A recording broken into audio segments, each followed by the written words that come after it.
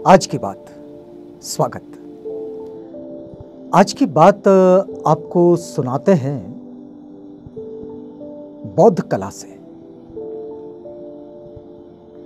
पूरी दुनिया में हमें वास्तुकला के अलग अलग नमूने मिलते हैं, अलग अलग क्षेत्र के हिसाब से, अलग अलग लोकेलिटी के हिसाब से, अलग अलग समझ के हिसाब से।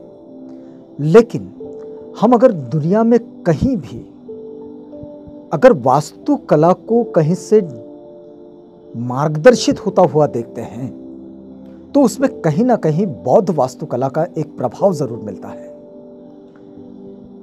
बौद्ध वास्तुकला जो है विशेष रूप से भारत का जो आर्किटेक्चर, हम लोग पुराना आर्किटेक्चर अगर देखते हैं ईसा पूर्व में या फिर उसके बाद में जो चीज़ें एशिया में बनती रही, निर्माण होती रही, तो वास्तुकला का ये जो विकास का जो समय रहा है, इस पूरे समय को 1000-1500 साल का जो ये वक्त जिसमें वास्तुकला विकसित होती रही, आप इसमें देखिए कि कहीं ना कहीं जो बौद्धों के चैत्य हैं, उनके स्तूप है, उनके विहार है, उनके मंदिर हैं, इसका एक कहीं ना कहीं प्रतिबिंब ज़रूर मिलता है।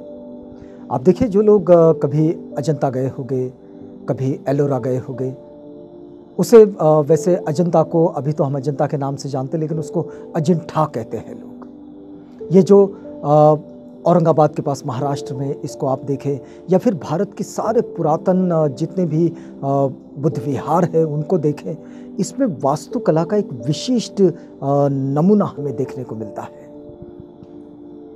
अब ये ऐसा जो विशिष्ट वास्तुकला जो मिलती है, ये वास्तव में आर्किटेक्चर के क्षेत्र को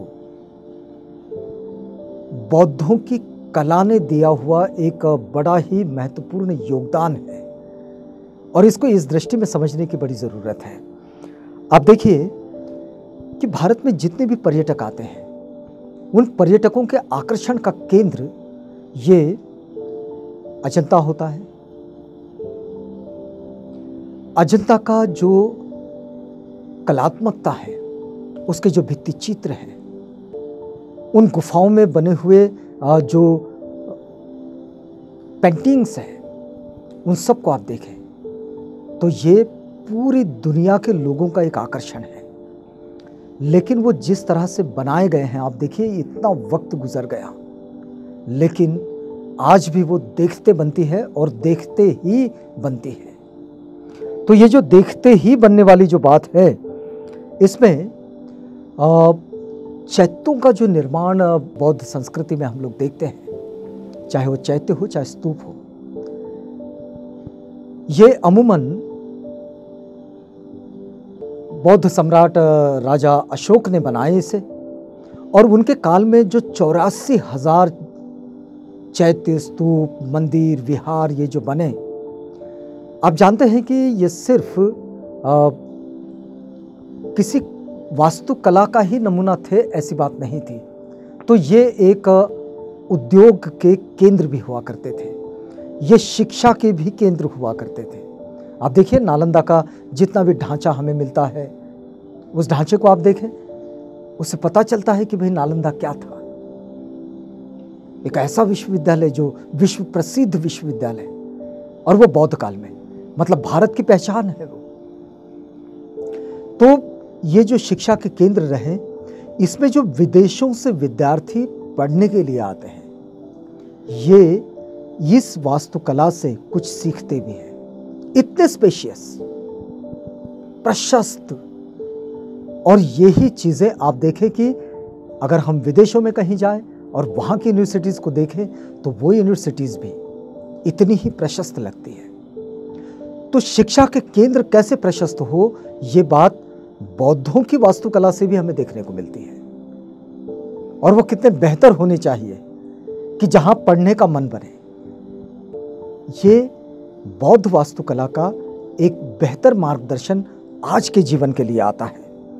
आप देखिए कि चित्रकारी और मूर्तिकला, आप बुद्ध की मूर्तियां देखिए, पूरी दुनिया में मिलती है देखने को, जबकि तथागत बुद्ध मूर्ति की पूजा का समर्थन नहीं करते, लेकिन मूर्ति पूजा का समर्थन ना होने के बावजूद तथागत की बहुत बेहतर मूर्तियां पूरी दुनिया में बनाई गई हैं। वो एक संकेत के रूप में है। अब ये संकेत के रूप में बनी मूर्तियां इतनी सुंदर है, मूर्ति कला का एक बेहतर उदाहरण बन जाती है।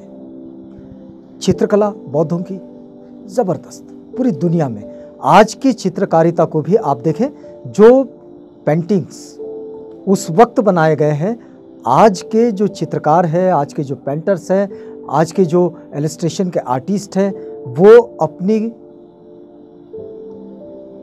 कलम लेकर, अपना कागज लेकर कई लंबे समय तक अजंता के अहाते में जाकर बैठते हैं और वहाँ की उस कला को, उस वास्तुकला को अपने कागज पर उकेरते हैं।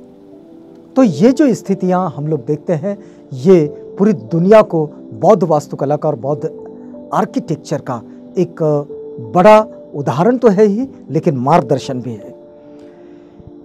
ये जो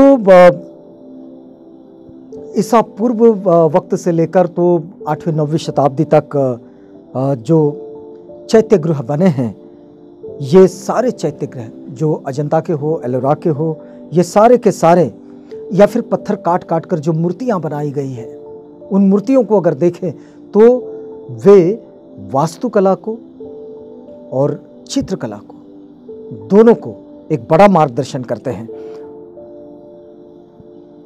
इसमें प्रत्येक विहार में एक बड़ा प्रशस्त संघाराम देखने को मिलता है, और ये संघाराम ये दर्शाता है कि बौद्ध भिक्षु यहाँ पूजा पाठ के लिए नहीं बैठते थे, बल्कि वे बड़े विचार विमर्श करते थे, और वो विचार विमर्श एक किसी बड़ी प्रशस्त सभा के रूप में होते थे। तो एक बड़े सभा मंडप ये हर विहार में, हर चैत्य में और हर स्तूप के अहाते में, और वो सारी मॉनेस्ट्री जो बौद्धों ने उस वक्त विकसित की, वो जो जिसको हम सम्राट अशोका द्वारा बनाए गए 84,000 स्तूप कहते हैं, उन सब में स्तूप, मंदिर, चैत्य, विहार, उन सब में ये बात देखने को मिलती है। और हम वहाँ की नक्काशी को देखकर ये समझ सकते हैं कि बौद्ध कितने कला प्रेमी थे और कितने बड़े कला प्रेमी थे।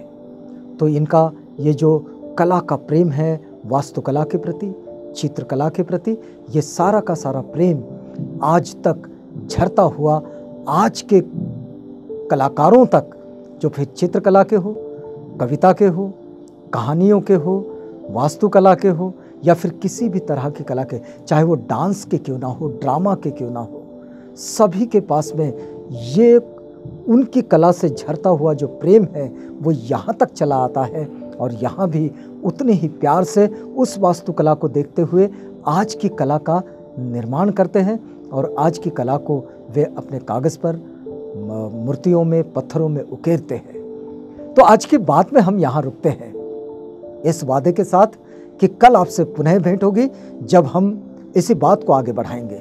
तो इजाज़त दीजिएगा।